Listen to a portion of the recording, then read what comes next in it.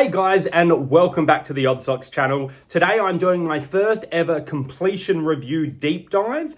And what's a completion review, you ask? Well, I must complete the Evercade game in one way or another. It doesn't matter if I use save states, I just can't review the game until I've completed it in its entirety.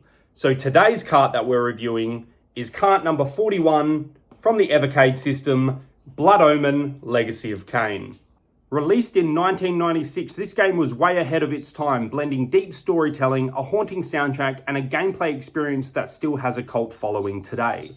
So in this video, we'll be breaking down the game's story, sound, and gameplay, and I'll give you my personal stats on how long it took me to complete Legacy of Kain. Now let's get into it.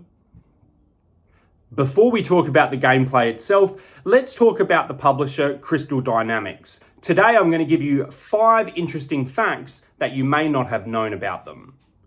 Now, you might be surprised to hear this, but Blood Omen was actually developed by Silicon Knights, not Crystal Dynamics. They were the publisher, but Crystal Dynamics eventually took full control of the Legacy of Kain series. This led to the creation of Soul Reaver and its sequels, making them the caretakers of this gothic world. Crystal Dynamics was founded in 1992, and right from the start they set their sights on something bold: CD-based games. This new format allowed for high-quality audio, full motion video, and larger, more immersive worlds than ever before. It was the future of gaming, and Crystal Dynamics was leading the charge. You may know them best for taking over the Tomb Raider franchise in the early 2000s. Crystal Dynamics revamped Lara Croft, bringing a fresh, more modern version of the character to life. But it all started with games like Gex.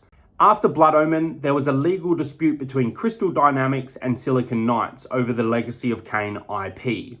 The two companies fought over ownership, but Crystal Dynamics ultimately won the rights, allowing them to continue the series without Silicon Knights. And lastly, after changing ownership a couple of times, Crystal Dynamics were acquired by Embracer Group in 2022.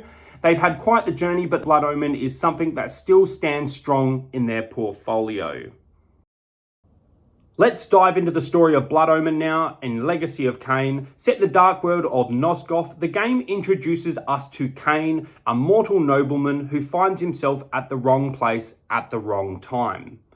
Kain's journey begins with his tragic death at the hands of some bandits, but death is just the beginning. He's resurrected by the necromancer Mortanius, who offers Kain a dark bargain: embrace your new existence as a vampire, seek vengeance, or die for real. Of course, Kain chooses vengeance. Now here's where things get really interesting. Kain doesn't just seek vengeance, no. He uncovers a massive conspiracy involving the Circle of Nine, these corrupted guardians who oversee the balance pillars. Each of these guardians have fallen into madness, and to restore the balance of Nosgoth, Kain must defeat them all. The catch? Each guardian has a piece of the world's balance tied to them. By killing them, Kain risks destroying the very fabric of the world.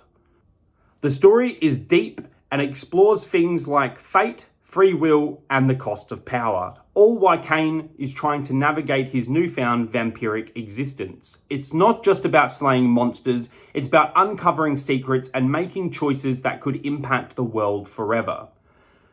Alright, let's get into some game data.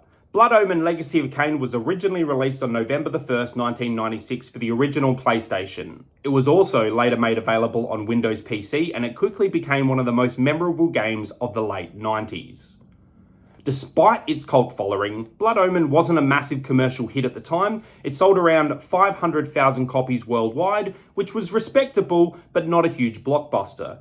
However, what really made this game stand out was its mature storytelling, deep lore, and immersive world of Nosgoth that players could get lost in. Even though it didn't set the world on fire sales-wise, it has maintained a loyal fan base, especially after the success of Soul Reaver and the rest of the series. Critics loved the narrative depth, voice acting, and music, but the biggest drawback mentioned by many players at the time of release was the frequent loading screens on the PlayStation version. On the flip side, the Evercade release in September 2024 drastically got rid of the load times because of the modern processing power of the Evercade machine. Let's talk about the soundtrack now, because it's a major part of what makes this game so special. The music for Blood Omen blends dark electronic tones with sweeping orchestral melodies, creating a soundtrack that's both haunting and epic. The music perfectly matches the tragic gothic atmosphere of Nosgoth, and it was groundbreaking for video game scores at the time.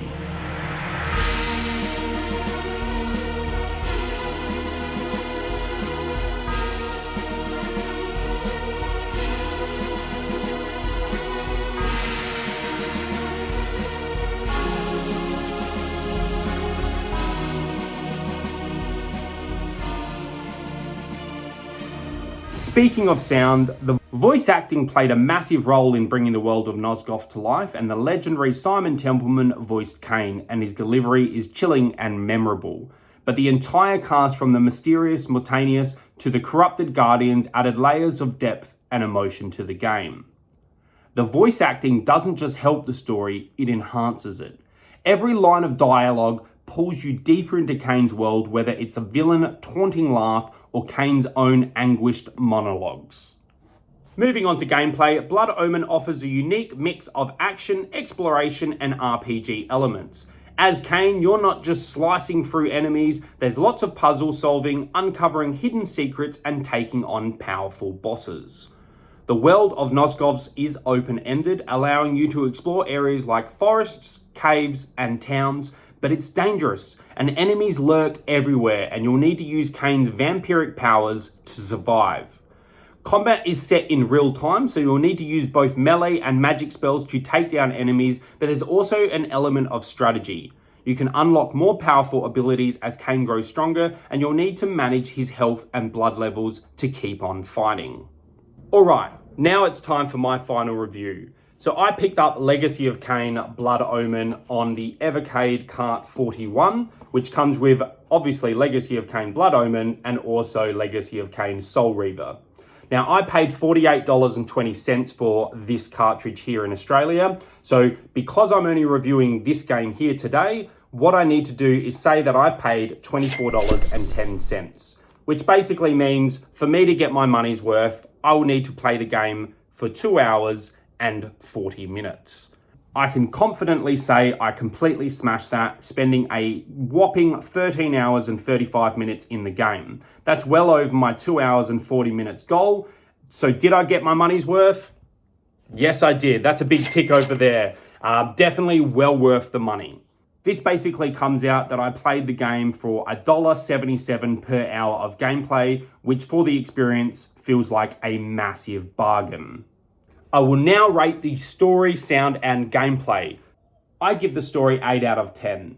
It's a complex narrative with tons of twists and turns. The pacing might sometimes feel a little bit slow at points, but the depth of the world and characters make up for it. I can definitely feel that sort of Dracula vibe that they were going for, especially with the decisions Kain had to make towards the end of the game. For the sound, I gave it 9 out of 10.